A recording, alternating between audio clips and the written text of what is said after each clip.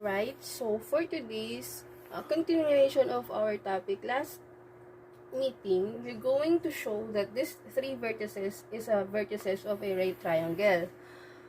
So I plotted already. This is our point 1, 8 and negative 4. This is our point 2, 5 and negative 1, and this point is point 3, negative 2 and negative 8. So how will we get how will we prove that these three vertices is a vertices, or we were going to form a right triangle? So we're going to use the slope formula. How is it? Paano natin gagawin yun? First, kunin natin, we're going to get the measurement or the slope from point 1 to point 2. We're going to solve the slope for this line, and then we're going to solve for the slope of point 2 to point 3. Okay? So first, let's solve the slope from point 1 to point 2. So the slope formula is, for 2 points, is y sub 2 minus y sub 1 over x sub 2 minus x sub 1. So our y sub 2 is negative 1, and our y sub 1 is negative 4. All over x sub 2 natin is 5 minus, so this is going to be plus, minus 5 x sub 2, and then our x sub 1 is 8. So let's do the math. Negative 1 plus 4 is equal to 3. Positive 3, and 5 minus negative 8 is what? Negative 3. So the measurement of point 1, or the slope from point 1 to point 2, is equal to negative 1. So we get the slope of point 1 to point 2. Next, we're going to get the slope of point 2 to point 3. So the measurement of point 2 to point 3, the slope of it is y sub 2. The formula is y sub 2 minus y sub 1 equals divided by x sub 2 minus x sub 1. So what is our y sub 2? For example, this is our y sub 2. So negative 8 minus our y sub 1 is negative 1, so plus, divided by x sub 2 natin is negative 2 minus 5. So negative 8 plus 1 is what? Negative 7. Divided by negative 2 minus 5 equals negative 7. So the slope from point 2 to point 3 is positive 1. So as you can see, because in right triangle, we form a perpendicular lines, right? May perpendicular lines tayo dito. So kung mapapansin ninyo, the two slope from point 1 to point 2 is negative reciprocal of point 2 to point 3. So since they are perpendicular, and we get the negative reciprocal from point 1 to point 2, and the measurement of point 2 to point 3 are negative reciprocal, therefore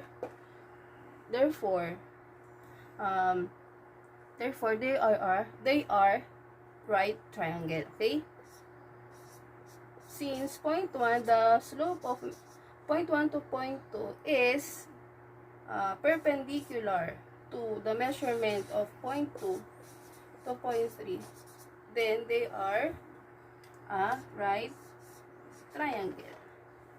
Okay, natin, we have 4 vertices. So we're going to prove that these 4 vertices is a parallelogram. So first, we're going to plot it. So I plot it already. I assign this is negative 3 and 3 for point 1. This is our point 1. Our second point, negative 2 and negative 2, is our point 2. Third point, 8 and 3, this is our third point. And then for the last point is 7 and 8. So if we're going to connect this, we form a parallelogram. So how we are going to prove that, okay, nakikita nyo na mukha siyang parallelogram, but we're going to use the slope formula for it to prove that this figure is a parallelogram. Okay, paano natin gagawin yun? First, we're going to get the slope from point 1 to point 2, and then the slope from point 3 to point 4, and the slope of point 2 to point 3, then point 1 to point 4. I-compare natin. Dahil nga parallel sila, dapat ang slope ng point 1 to point 2 is equal to the slope of point 3 to point 4. And then, dapat, ito parallel line to, parallel yan. If we're going to get the slope of this point 1 to point 4 and point 2 to point 3, dapat equal din yung makuha nating slope because they are parallel lines. Alright? So, first, we're going to compute or get the slope from point 1 to point 2. So, what is the slope from point 1 to point 2? Huwag natin yung slope. So, our slope formula for 2 points is y sub 2 minus y sub 1 divided by x sub 2 minus x sub 1. So, this is our point 1, this is our point 2. Ang ating y sub 2 is negative 2 minus negative 3 divided by, or all over, x sub 2 natin is negative 2 minus negative 3. So, magiging plus na yon. So, do the math. Negative 2 minus 3 equals to negative 5. All over negative 2 plus 3 is positive 1. So, ang slope natin from point 1 to point 2 is negative 5. So, dapat, pag kinuha natin tong slope ng point 3 to point 4, equal sila dahil parallel lines, right? Naalala nyo ba last meeting, diniscuss ko, pag may parallel lines tayo, equal yung slope nila. So, let's compute it. What is the slope from point 3 to point 4? So, again, the formula for 2 points, y sub 2 minus y sub 1 divided by x sub 2 minus x sub 1. Ang point, for example, ito, point 2 natin, ang y sub 2 natin is 8 minus 3 na y sub 1, x sub 2 natin is 7 minus 8. So, do the math. 8 minus 3 is 5. And 7 minus 8 is equal to negative 1. So, the slope from point 3 to point 4 is equal to negative 5. So, equal sila. Equal yung slope nila. So, na-prove natin na they are parallel to each other. Pero hindi pa tapos. Hindi pa tapos dyan. Kasi kailangan din natin kunin yung slope nitong dalawang parallel lines na to. From point 2 to point 3 and then point 1 to point 4. Okay? So, burahin muna natin to. So, alam na natin, isulat natin dito yung slope ng point 1 to point 2 is negative 5. Then, yung slope ng point 3 to point 4 is negative 5 din. Parehas. Ngayon naman, alamin natin yung slope from point 1 to point 4. And then, yung slope ng point 2 to point 3. Okay? Kailangan equal din tong slope na to. Then, kapag equal yung nakuha natin slope, napatunayan na natin, we show that this 4 points is a parallelogram. So, let's compute it.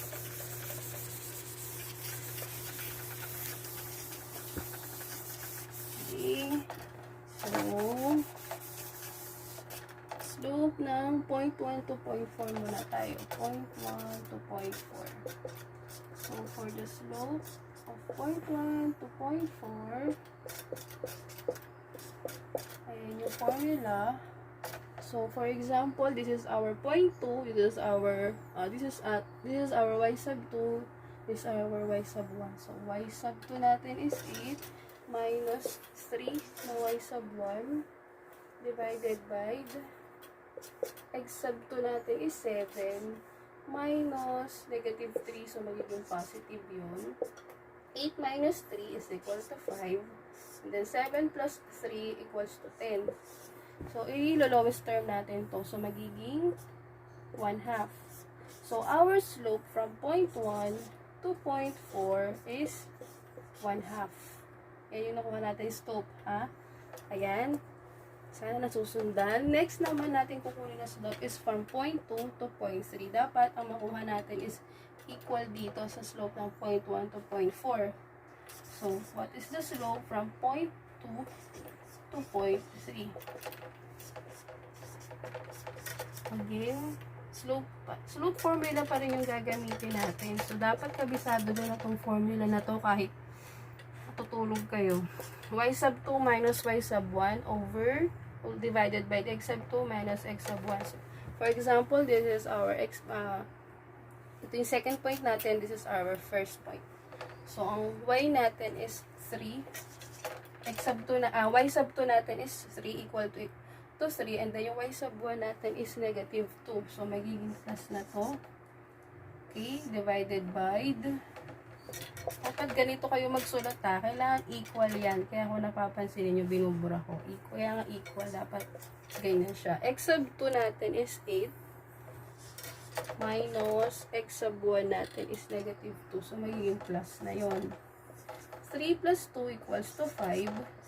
8 plus 2 equals to 10. So, lowest term ulit natin, magiging 1/2. So, ang slope natin from point 2 to point 3 is 1/2. Okay? Nakikita nyo, equal sila. Therefore, parallel lines, equal yung slope. From point 1 to point 4, nakuha natin slope is 1/2. Then, from point 2 to point 3, nakuha natin slope is 1/2. Okay? Therefore, dahil ang slope nito, itong line na to is equal to slope ng itong line na to, and then yung slope ng point 1 to point 4 is equal sa slope ng point 2 to point 3. Therefore, yan, yung mga slope na yan. Therefore, yung 4 points natin is a parallelogram. Okay? Parallelogram. Okay. Since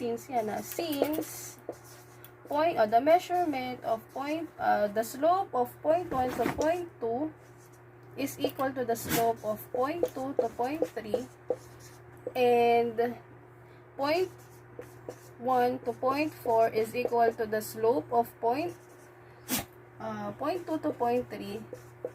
Therefore, it is a parallelogram. Okay?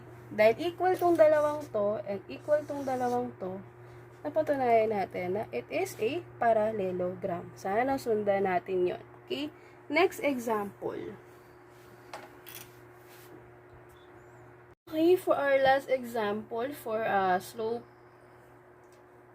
of the line, we have 3 points here. So, papatunayan natin, itong 3 points na to is naglalay on a straight line. So, first, before tayo mag-commute using the slope formula, we're going to plot it in a Cartesian coordinate plane. So, pinlat natin.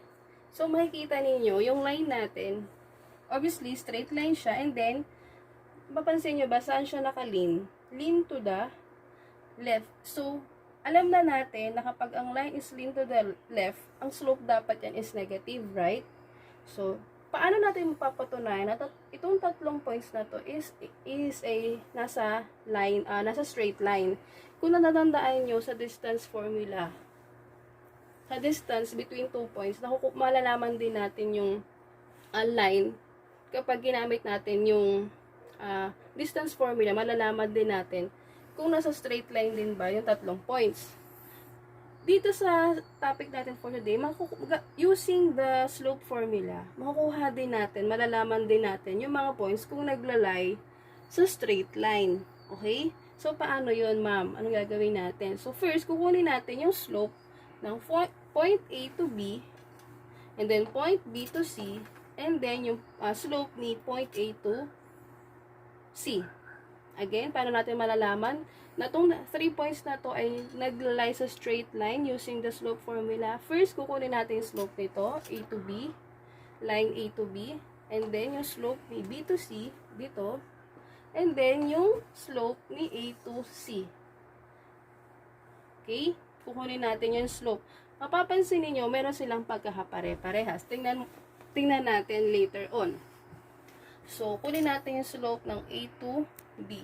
So, what is the slope from ng line A to B?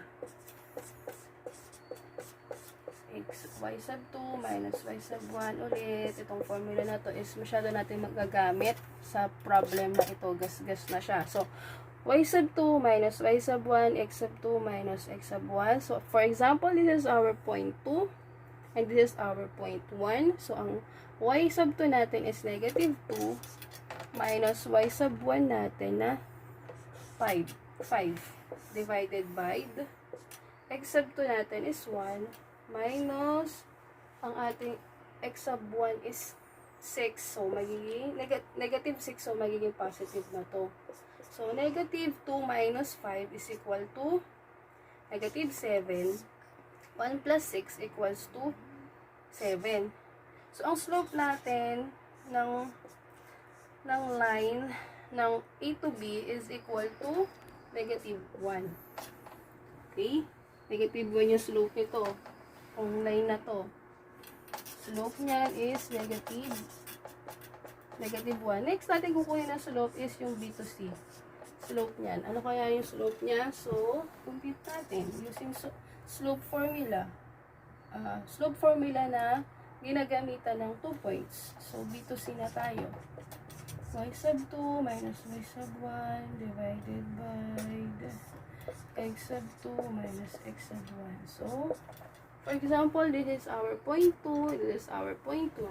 Ang Y sub 2 natin is negative 4 minus Y sub 1 natin is negative 2 magiging plus. So, plus 2 divided by X sub 2 natin is 3 minus X sub 1 natin is 1.